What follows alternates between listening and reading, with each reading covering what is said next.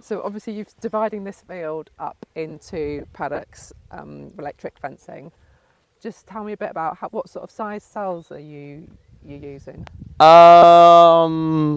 It varies a lot depending on cover and time of the year and rotation length and grass growth.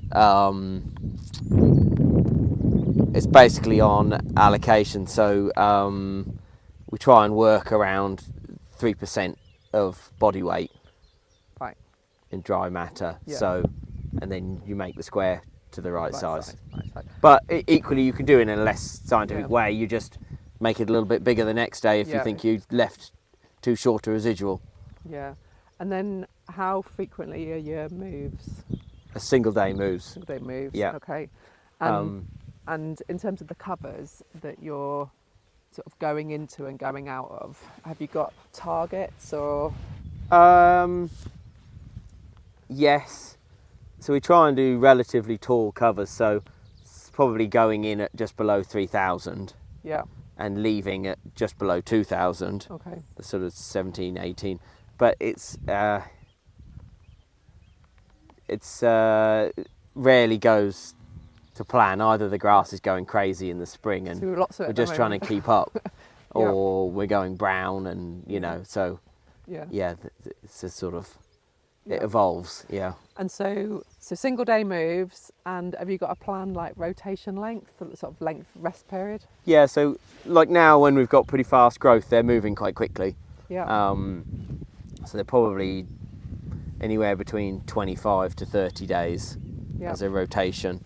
And then as we slows down, and it all depends on the specific year really, but we could go out as far as probably 45 to 50 days. Yeah. Okay. But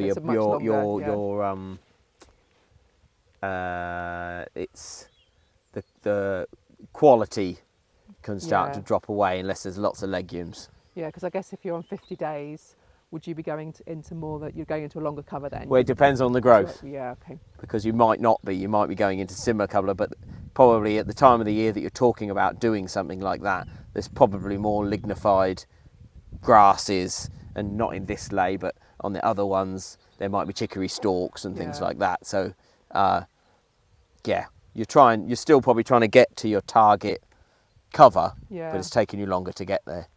So would you cut the grass if we had a year where grass growth was amazing and you had more than you needed? Would you cut it to try and keep the quality? I mean, you would have to, I guess. Yeah. Okay. We try and avoid it because we don't have a huge need for conserved food, but it's a good contingency plan. The cheapest feed is just grazed. Well. Yeah, definitely. And in terms of this group, and so thinking also back maybe to last year, I mean, how have the animals been in terms of their general condition? Have you had do you treat them for flies or worms? So we come from a history of having sheep, and we're probably, this is our third year of doing these dairy cross calves. 2 quite different years. The first year we probably had we were just under 0.9, sort of mid 0.8 kilos a day. Yeah. Last year they were just under 0.8. So we're finding our feet with where we want to be. We really want to be above 0.9. Yeah. I think we were trying to do too much management with trying to have too shorter residuals.